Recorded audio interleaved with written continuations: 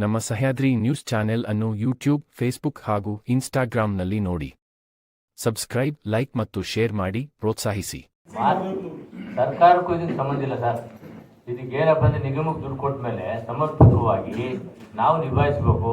ನಿಭಾಯಿಸೋಕ್ಕಾಗಿಲ್ಲ ಅಂತಂದರೆ ಹಣ ಅಲ್ಲೇ ಇರುತ್ತೆ. ನೆಕ್ಸ್ಟ್ ಅವರು ಹಣ ಕಾಸು ಕೊಡೋದಿಲ್ಲ.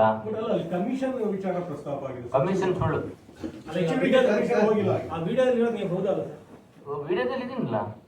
ಹೌದು, ವಿಡಿಯೋದಲ್ಲಿ ತಿರ್ಚಿದ್ರೆ ಏನ್ ಮಾಡಕತ್ತೆ? ನಾನು ನಾರ್ಮಲ್ ಆಗಿ ಕೂತ್ಕೊಂಡು ಮಾತಾಡಿದ್ದೀನಿ. ಈಗ ನೀವು ತನಿಖೆಗೆ ಆಗ್ರಹ ಮಾಡ್ತೀರಾ? ಅಯ್ಯೋ, ಮತ್ತೆ ನಾನು ಅದನ್ನೇ ಫಸ್ಟ್ ಹೇಳಿದ್ದು, ಸಮಗ್ರವಾಗಿ ತನಿಖೆ ಮಾಡೋಕ್ಕೆ ಮುಖ್ಯಮಂತ್ರಿಗಳು, ಉಪಮುಖ್ಯಮಂತ್ರಿ ಹೇಳಿದ್ದೀನಿ. ವಾಸ್ತವಾಂಶ ಏನೇನು ನಡೆದಿದೆ ಅಂತ ಕೊಡು ಅಂತ ಹೇಳಿದ್ದಾರೆ.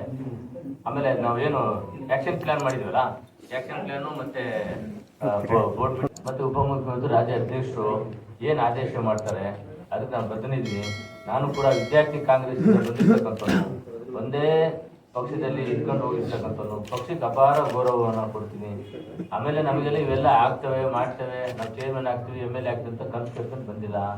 ಏನೋ ಒಂದು ಅವಕಾಶ ಸಿಕ್ಕಾಗ ಕೇಳ್ತೀವಿ. ಅವರು ನಮ್ಮನ್ನ ಇವರು ವಿದ್ಯಾರ್ಥಿ ಕಾಂಗ್ರೆಸ್, ಯೂತ್ ಕಾಂಗ್ರೆಸ್ಸಿಂದ ಇಷ್ಟು ವರ್ಷ ದುಡ್ಕೊಂಡು ಬಂದಿದ್ದಾರೆ ಅಂತ ಕೇಳಿ ಒಂದು ಕಾರ್ಯಕರ್ತರಿಗೆ ಒಂದು ಅವಕಾಶ ಮಾಡಿಕೊಟ್ಟಿದ್ದಾರೆ. ಅದಕ್ಕೆ ಅವರಿಗೆ ಧನ್ಯವಾದಗಳು ಹೇಳ್ತೀನಿ.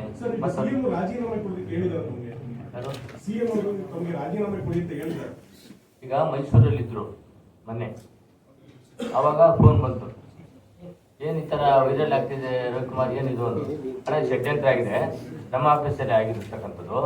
ಯಾಕಂದ್ರೆ ನನ್ನ ಚೇಂಬರ್ ಅಲ್ಲ, ನಮ್ಮ ಆಫೀಸಲ್ಲಿ ಆಗಿರ್ತಕ್ಕಂಥದ್ದು. ಸಮಗ್ರ ತನಿಖೆ ಆಗ್ಬೇಕಣ. ಪಕ್ಷಕ್ಕೆ ಮುಜುಗರ ಆಗೋದಿದ್ರೆ, ಸರ್ಕಾರ ಮುಜುಗರ ಆಗಿದ್ರೆ, ನಿಮಗೆ ಮುಜುಗರ ಆಗಿದ್ರೆ ನಾನು ರಾಜೀನಾಮೆ ಕೊಡ್ತೀನಿ. ನಾನೇ ಹೇಳಿದ್ನಲ್ಲ.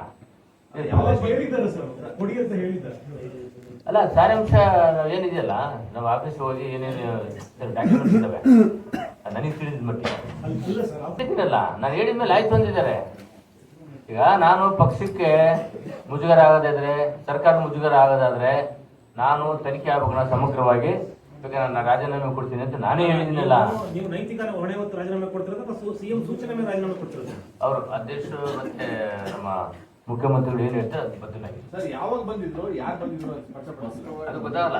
ಕ್ಯಾಮ್ರಾ ಹಾಕ್ಸಿದ್ದೀನಿ, ಕ್ಯಾಮ್ರಾ ಗೊತ್ತಾಗಲ್ಲ, ನೋಡ್ಬೇಕು, ತೆಗಿಸ್ಬೇಕಲ್ಲ ಅದನ್ನ.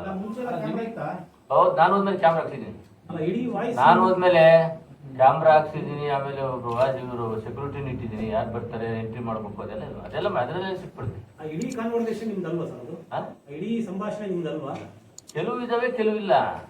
ನಾನು ಆಫೀಸಲ್ಲಿ ಬಿಟ್ಟು ಎಲ್ಲಿ ಕೂರಕತ್ತ ನಾನು?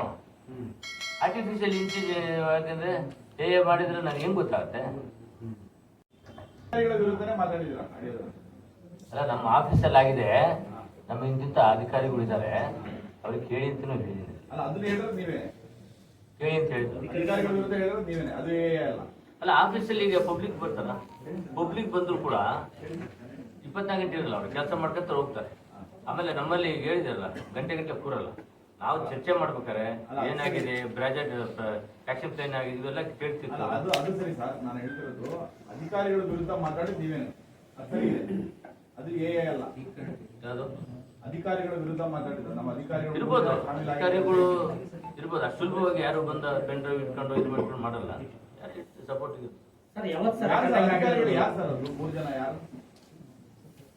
GM ಇದ್ದಾರೆ, ಆಮೇಲೆ ಲೀಗಲ್ ಅಡ್ವೈಸರ್, GM ಶಿವಸ್ವಾಮಿ ಅಂತಿದ್ದಾರೆ, ಆಮೇಲೆ ಲೀಗಲ್ ಅಡ್ವೈಸರ್ ಇದ್ದಾರೆ, ಆಮೇಲೆ ಸೂಪರಿಂಟೆಂಡೆಂಟ್ ಇದ್ದಾರೆ.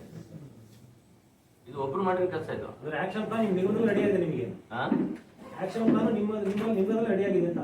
ಹೌದು, ಆಕ್ಷನ್ ಪ್ಲಾನು ಈಗ ನಾವು ವರ್ಷಕ್ಕೊಂದ್ಸರಿ ಬೋರ್ಡ್ ಮೀಟಿಂಗು ಅದನ್ನ ಮಾಡ್ತೀವಿ. ನಿಮ್ಮನ್ನ ಕೆಡ್ಡ ತೋಡಕ್ ಹಂಗಾರೆ ಆಕ್ಷನ್ ಪ್ಲಾನ್ ನಿಮ್ಮ ನಿಗಮದಲ್ಲಿ ರೆಡಿ ಆಗಿದೆ ಅಂತ ಹೆಂಗ್ ಹೇಳೋಣ? ಈಗ ತನಿಖೆ ಆಗ್ಬೇಕಲ್ಲ.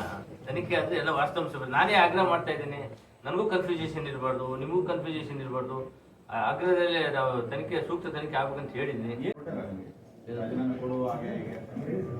ಅಲ್ಲ, ನಾನು ಇನ್ನೊಂದ್ಸರಿ ಕೇಳ್ಕೊಳ್ಳಿ, ನಾನು ಮೈಸೂರಲ್ಲಿದ್ದಾಗ ಅವ್ರು ಫೋನ್ ಮಾಡ್ತಾರೆ, ಏನು ವೈರಲ್ ಆಗ್ತಾ ಇದೆಯಲ್ಲ ವಿಡಿಯೋ ಕೇಳ್ತಾರೆ ನೇರವಾಗಿ. ನಾನು ವಾಸ್ತವಾಂಶ ಹೇಳಿದ್ದೀನಿ.